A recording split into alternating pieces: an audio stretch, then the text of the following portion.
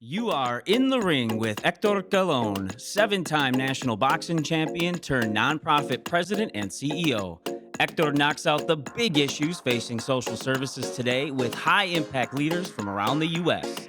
In the Ring is a creation of Lutheran Social Services of Wisconsin and Upper Michigan and is produced by No Studios. And now, here's Hector Colon. Hello, and welcome to In the Ring with Hector Colon, the show that gets real about the challenges facing the social services sector and the people we serve. Here's the bottom line. Pay is not commensurate to the value our colleagues provide society. Programs and policies are not advancing quick enough in order to address the true needs of the people we serve. And the financial viability of our sector is in jeopardy. It's not a fair fight.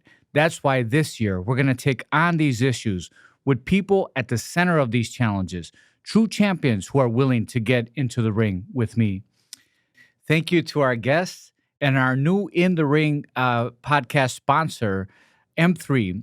Your investment in these important conversations can and will help create healthy communities right here in Wisconsin and really all across the country. You will learn more about this great organization later on in the program. But first, as my coach Shorty used to say, let's go, champ. In the ring with me today is Mike Victorson and Chris Kenyon. I'm going to give a formal introduction to them, and then I'll share some other words based on my personal friendships and relationships with each of them. Mike serves as the CEO of M3, a leading national insurance broker, risk manager firm providing world-class resources for the industries they serve. Mike grew in the agency from the ground up and is now responsible for the strategic direction and vision of its 7 Midwest branches serving 9 major industries, including healthcare, education, and government. M3 Elevate is one of the new innovations that focuses on strengthening communities by supporting the small businesses within them through growth and protection strategies that are individualized and affordable. You know, Mike is just an absolute champion. You are a champion for your organization. You are a champion for your industry. And you are also a true champion for the colleagues that you work with at M3. And I have experienced that firsthand. So I want to thank you, my friend, for all that you do and how you inspire others to be a champion. Wow. Great. I appreciate that. Thank you, Hector. Thank you so much. And Chris Kenyon is a partner at M3, and she serves as the managing director of another major industry focus, senior living and social services practice. Chris is a subject matter expert, strategist, and thought leader. She knows the trends and issues specifically to the industry, and she works with organizations to develop innovative strategies that impact employees and the clients they serve. And so, Chris, I just want to share a little bit about you. You know, Chris is an absolutely outstanding friend, partner. We do business with M3, and we don't view M3 as a vendor. We view you as a partner, as a friend. And Chris Kenyon is always coming to us with new ideas that are outside of the business relationship, but ideas that could help us and our organization thrive. And so for that, we are so thankful to have you as a friend and partner at LSS. Thank you so much. I love working with LSS, and it's a great organization that's doing fun and exciting things, and I'm glad to be a part of it. Thank you so much. Are you ready for round one? Ready. Oh, no. This is going to be fun. I'm with 2 powerhouses. We're ready. Okay. So round one, we're going to talk about the war for talent. What are you seeing across different industries, specifically in the markets that you are serving? Yeah, we have an interesting lens, I think, a good perspective on the challenges that businesses are facing right now, Hector. And, you know, to use even your podcast, people are in the ring in a way that I don't think they've ever been prepared for before. When you think of the number of generations that are in the workforce, the expectations that they bring to the table, and now the amount of drift and shift for people within their careers, trying different industries, wanting to balance working from home with working from maybe an office or marketplace setting. We're just watching many customers in many different industries struggle to redefine what does it mean to work at their place of employment. And so they're having to get creative. They're having to get sometimes firm about what it takes for their business to run. And there's no roadmap. We're in a new place. And so it has some people thriving, but also a lot of people concerned about whether or not they can adapt quickly enough to continue to attract and keep the best talent. What do we need to do to adapt more quickly as businesses, and maybe share some of the things that you're doing? Mm-hmm. I think we need to listen, ask great questions of the people that work with and for us. And I think we have to be experimenters. We have to experiment with how we structure roles. One specific example that we're seeing in a few industries is that people are taking and breaking down historically full-time positions and trying to staff them with 2 or 3 part-time positions in order to not just have access to great and experienced talent, but to give their workforce the type of flexibility that they're now asking for. I think the other thing that I would bring up quickly is we're watching businesses even rethink, should I be continuing to do this type of work at all? And reimagining either not using human labor, maybe it's technology services or robotics, or if they still are having people in their employ asking them to do different things than they've ever done before. I think one of the things too, Vic, that you look at is if you're going to move fast, we can't always wait for the leader, and we need that leading from the middle. And I see that being a really powerful concept. Can you talk a little bit about that? Because I think that Mhm. is something that we're really watching in the social services and the senior living. Yeah, we're seeing it in manufacturing, healthcare, social services, senior living organizations. We coined and stole that idea from Wharton Business School a few years ago, and it simply means how do you push as much decision making, and in this case, maybe about how you structure work and how flexible work is, and who you recruit to your business, as close to the customer as possible.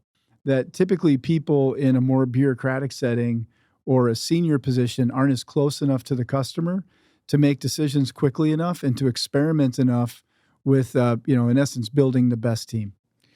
And I've experienced this firsthand, and just being on your board, and Yeah, you're one of my bosses. yes, it just seeing you in action and how the organization operates. And when you work with those from the bottom up, that's really about servant leadership. And I see you as a great servant leader. Thank you. So thank you for all that you do within your organization, how you inspire others to bring them their best selves and also their ideas. How widely prevalent are CEOs and leaders part of this great resignation? If I take senior leadership, let's say as a whole, we are actually seeing quite a bit of senior leadership choose to depart. We're experiencing it in healthcare organizations. I know Chris has a huge proximity there, and also with senior living organizations. In the public school system, the turn in superintendents and principals and people deciding to leave the profession is at historic rates. Family businesses are turning over more quickly to next generation. And so the lasting impacts of maybe COVID might be this great reframing for people of what is work, what do I want to do, when do I want to do it, how often, and then in this case, should I continue? And so we are absolutely seeing quite a bit of churn even at the top of organizations. Wouldn't you agree, Chris? Oh yeah, no, the CEOs and CFOs and COOs.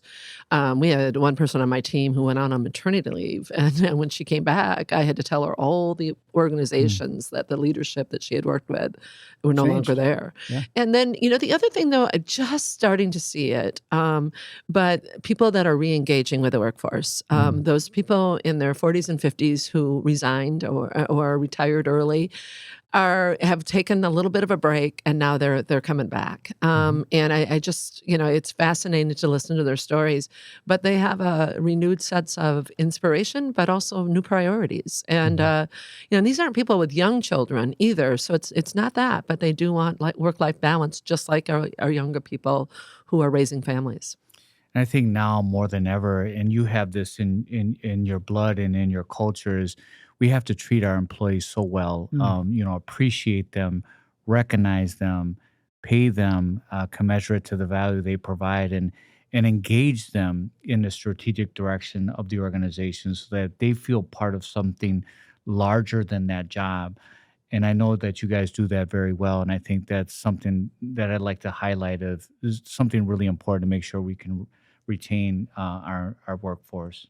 Yeah, something that we spend a bit of time on and are trying to even counsel some of our clients on because, being in the work that we're in, we're constantly talking to people about their workforce and how do they engage them is how do you help people fall in love with your industry and fall in love with your culture? If you unpack the business that most people are in, you absolutely can find a calling that's bigger than yourself. You can find a team that you can be connected to where you can be sacrificial and you can be connected to work that on your own you can't do.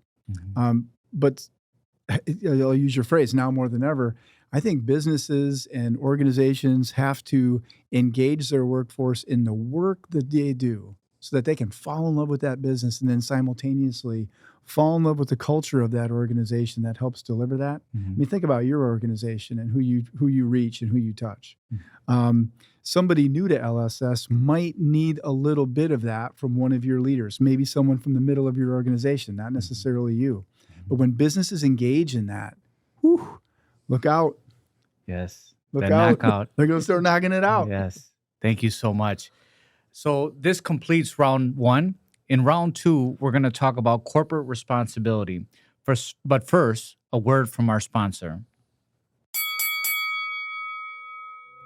Supporting your employees is more than a paycheck and 401k.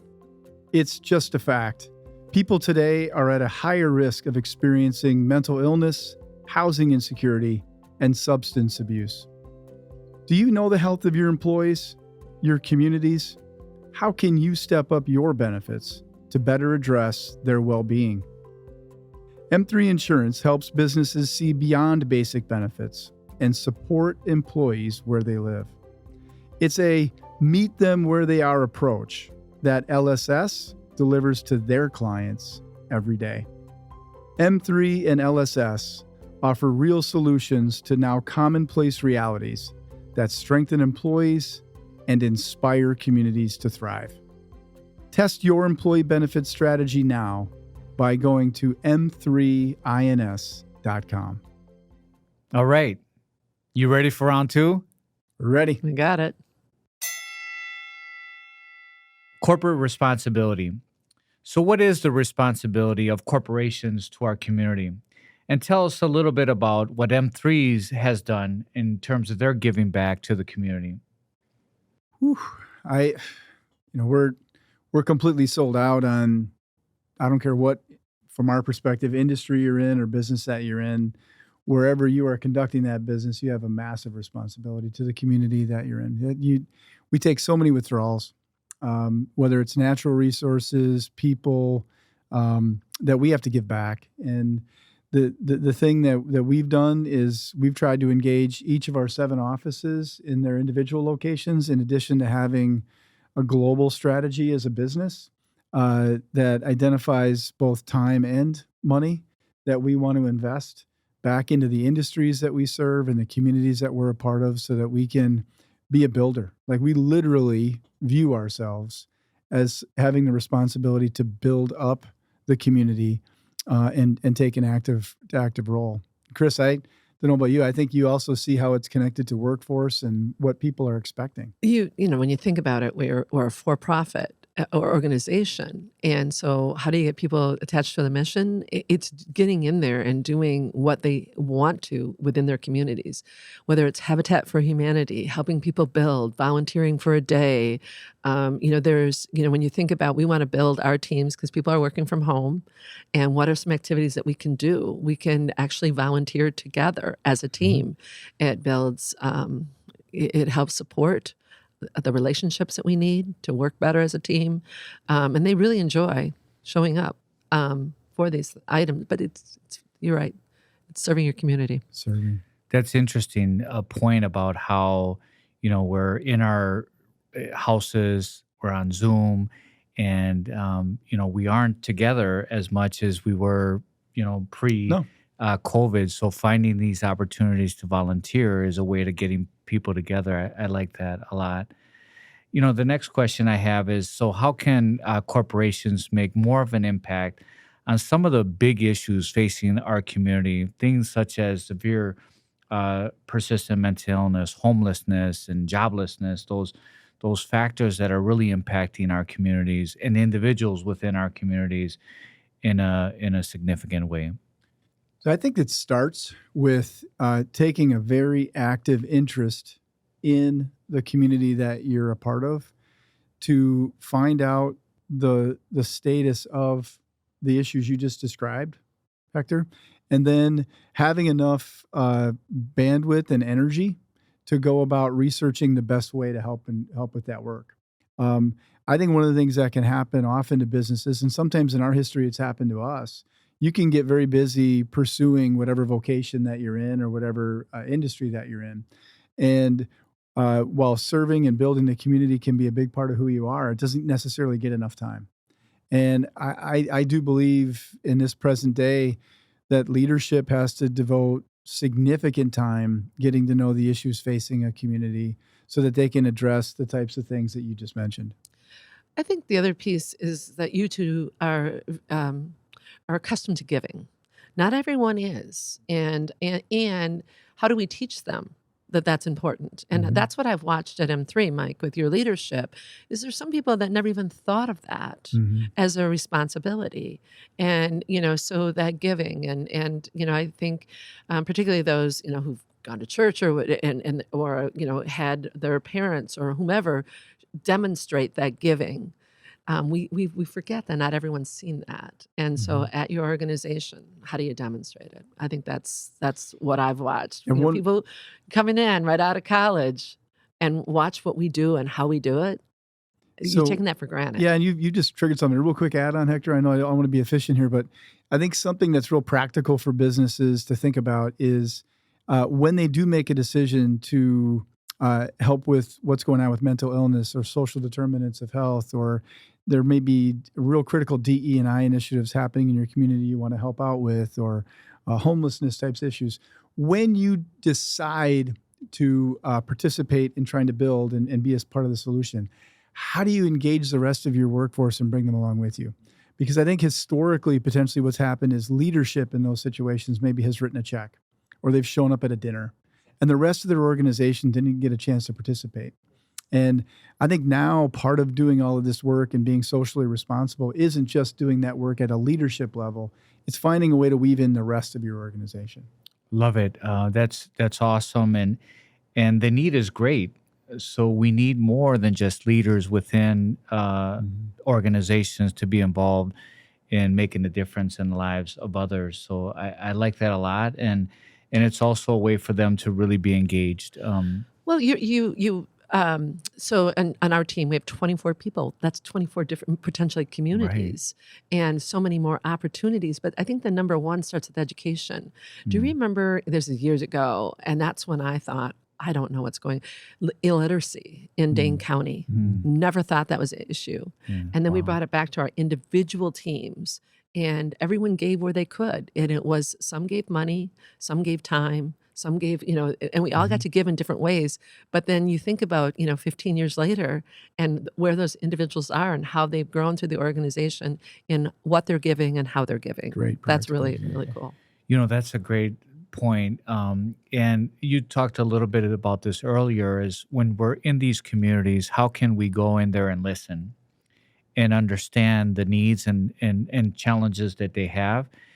And one thing we'll realize is that there are different challenges in different communities all across the state, but they're also very similar. So like you said, you might not expect in Madison to illiteracy would be a challenge, but it is. And you wouldn't know that unless you engage people in the community, you listen, you have those conversations to be able to understand that, but then now participate and try to see how you can help. Well, quick story even about you, Hector, and LSS. When you joined our board and we just started to talk about your organization, one of the things that you quickly educated me about is the type of work that you do and that you will be continuing to do in school settings for mental health related issues, and how equipped your organization is to do that and potentially even scale it.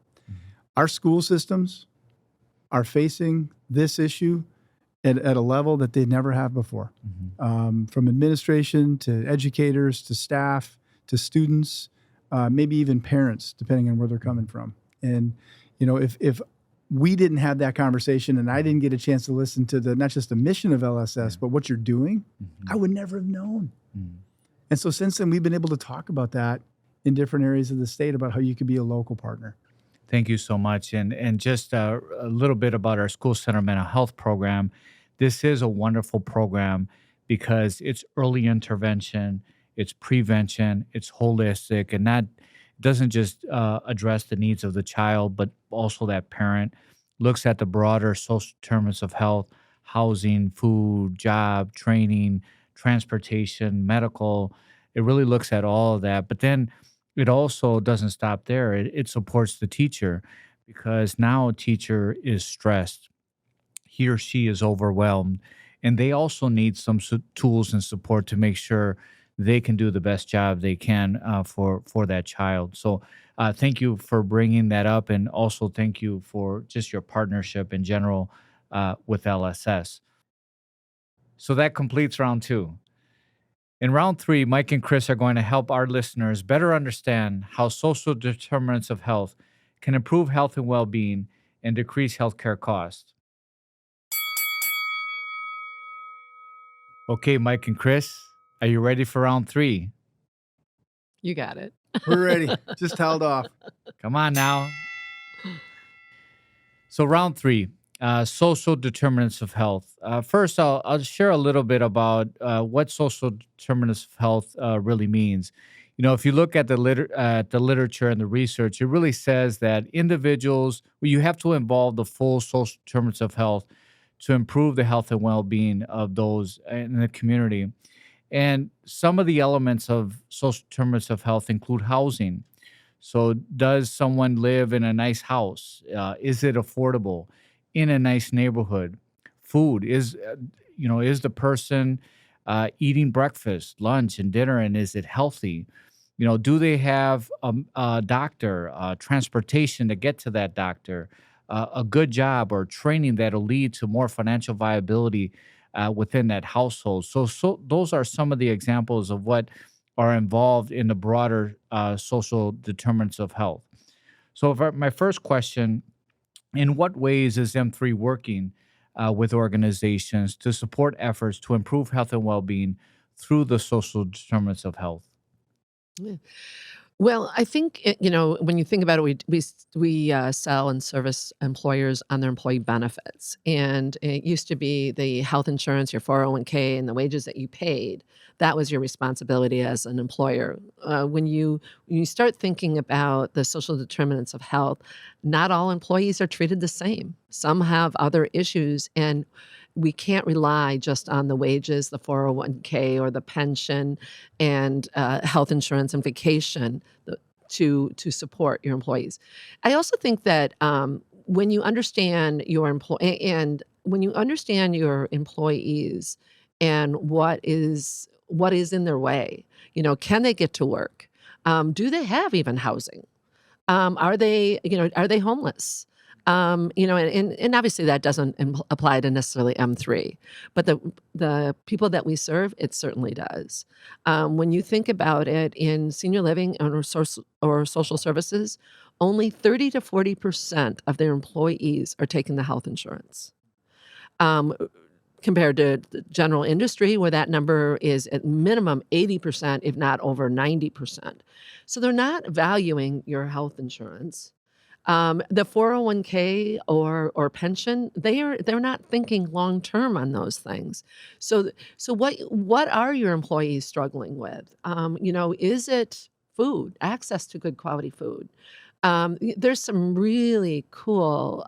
There's some concepts that we're helping employers administer. There's a benefit card now where the employee could choose, to help them support with transportation.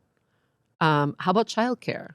And the subsidies that we do from a government, that isn't necessarily helping the lower income people.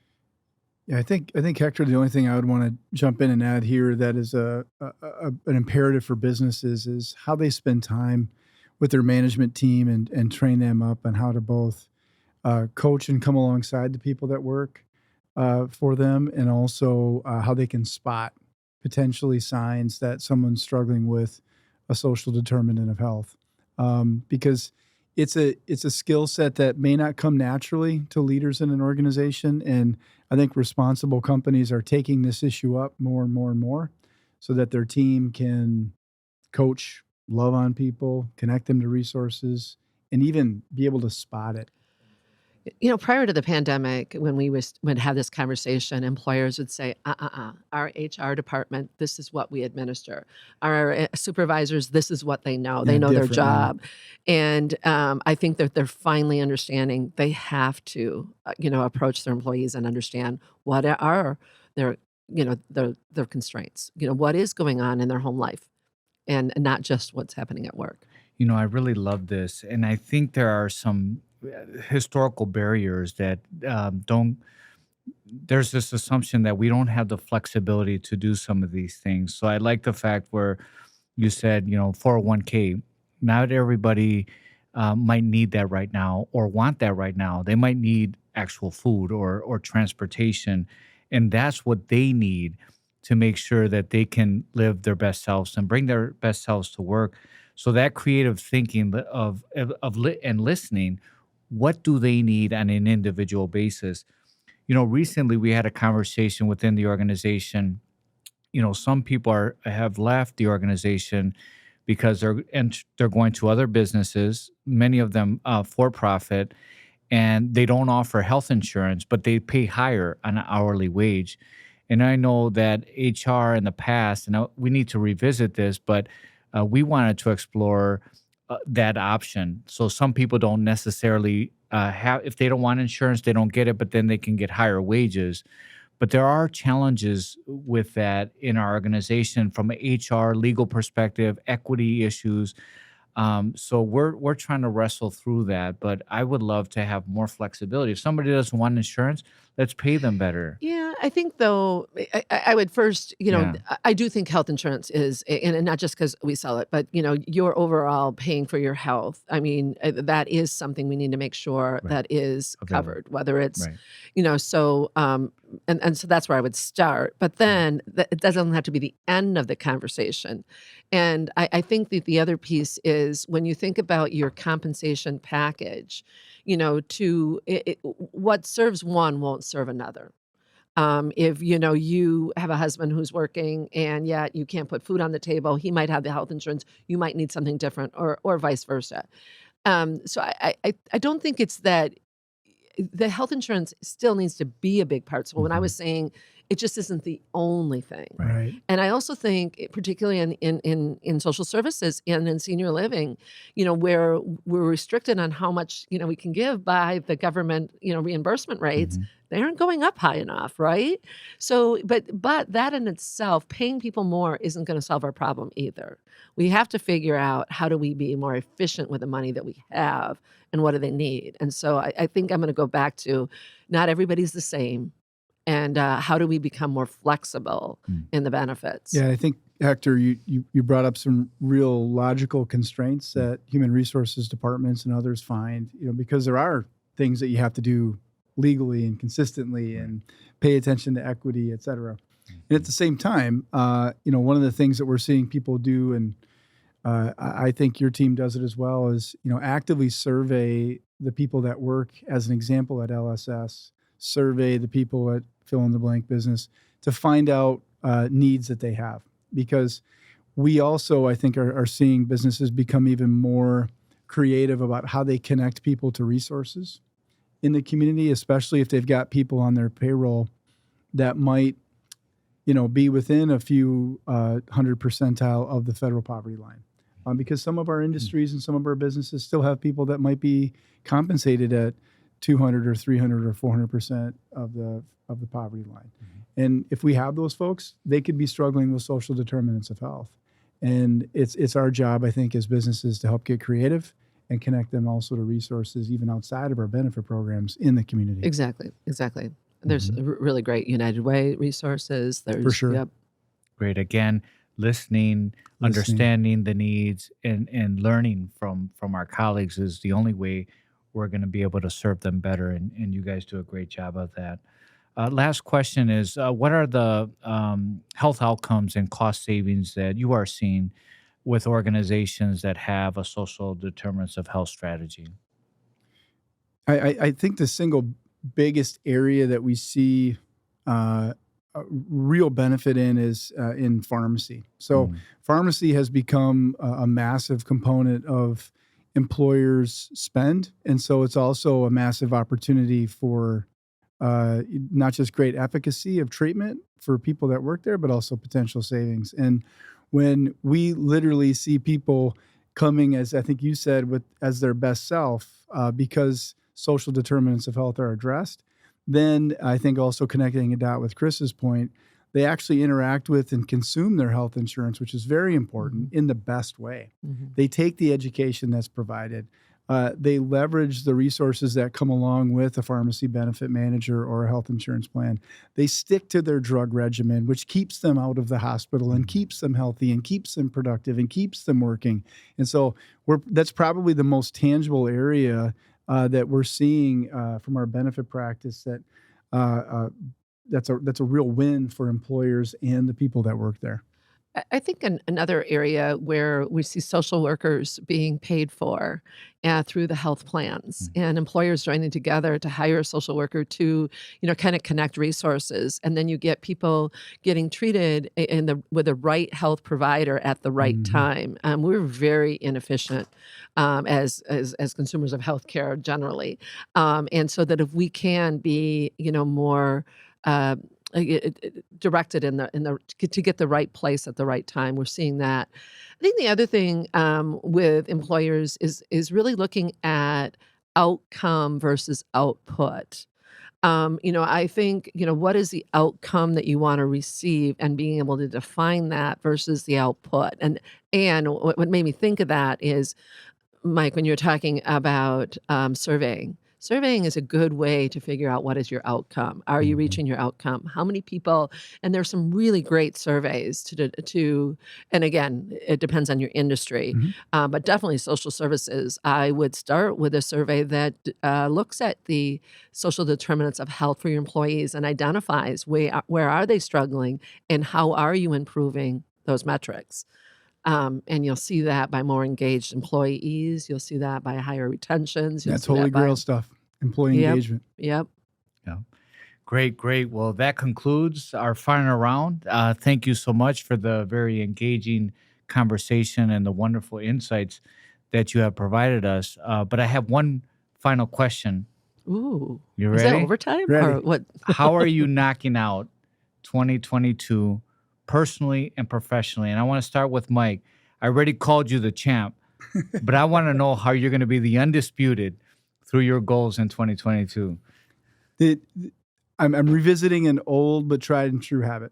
And it's each day working on some planning and solitude time. I found myself coming into 22 rushing through the day. And it allows me to have spiritual time. It allows me to have personal time, think about my family, and think about our business and community. And it doesn't necessarily mean it's an hour. It's 15 minutes. But it's a really powerful 15 minutes that I think helps me to be an undisputed. There you go. champ. Great. Thank you. Chris? Oh, wow. That's a hard one to beat. But what I'm actually looking at, I hired a coach. I love having coaches.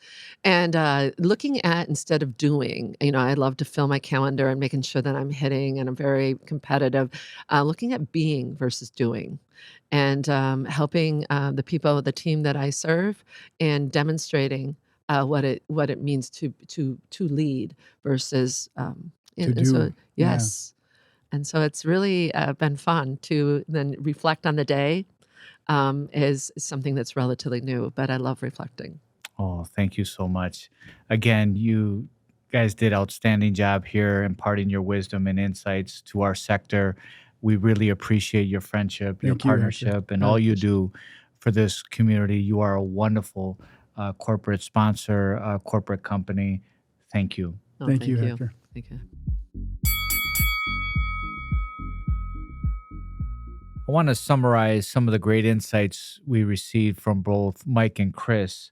We talked a little bit about how COVID has impacted our workforce, specifically relating to individuals working from home. And it's new and it's different. And we need to redefine ourselves in order to accommodate this new normal. And one of the things they talked about was that we need to listen and understand the needs and the concerns of our colleagues and what do they want in this new time of uncertainty. And he also talked about how we need to experiment. He mentioned about robotics, and he also mentioned about how maybe instead of hiring a full-time employee, you might want to hire two part-time employees to address that need in ways that wasn't done before. And he also talked about how leaders from the middle within organizations need to be more active in building culture and support their teams in vision and direction. And I shared how I felt that was a true sign of servant leadership and the servant leadership approach that involves others in the process to create something great for their employees as well as for their organization. We talked about corporate responsibility, and Mike said that it's a massive responsibility for him and for others in this space. It's a great way to give back time as well as talent and their contributions. And they also talked about how since we are working from home a lot via Zoom, on the telephone, that getting out into the community through volunteer opportunities provides us with an opportunity to develop team and get together in ways that hasn't been happening so much over the last couple of years. And again, you're going to hear, I heard this a lot from Mike and from Chris, that we need to listen. What does the community need? What are the challenges the community is facing? And don't just come in with assumptions or with what you think are the challenges of that specific organization. And we also talked about employee benefits and how it's so important to try to be flexible for our colleagues. Some might not want health care, others might not want a 401k contribution, but they may need help for transportation. They may need help for food or childcare. Again, those social determinants of health that ultimately improve the health and well-being of the people we serve and our colleagues. And lastly, they just gave some good insights that I want to share with you is about Mike wanting to spend more time in solitude to help his health and well-being. He said maybe 15 minutes, just being present, thinking, reflecting, meditating. And Chris talked about having a coach. I love that. I think we all could benefit from having a coach. A coach could help us. We can talk to our coach about our different challenges. And it's just someone that can really support us and help bring out the best in us. So again, Mike and Chris, thank you so much for your insights.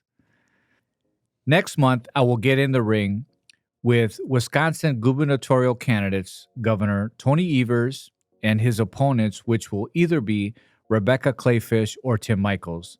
The candidates will share their Health and Human Services platform and a vision for a healthier Wisconsin right here on this podcast, In the Ring with Hector Colon. Thank you again to our sponsor, M3, for all you have done for us at LSS, for the broader community. We are so thankful to you. You can find out more about In the Ring with Hector Colon podcast, our guests, and our episodes, as well as M3 on our website, lsswis.org/inthering. Let us know what you think about the show and what you want to see in future episodes. Like, follow, and share at LSSWIS on Facebook. LinkedIn, and Twitter. And please subscribe to our YouTube channel so you don't miss any of these important conversations in the future. All right. Thank you, Mike and Chris. And to all of our listeners, until next time, con mucho cariño, with much affection. Bye.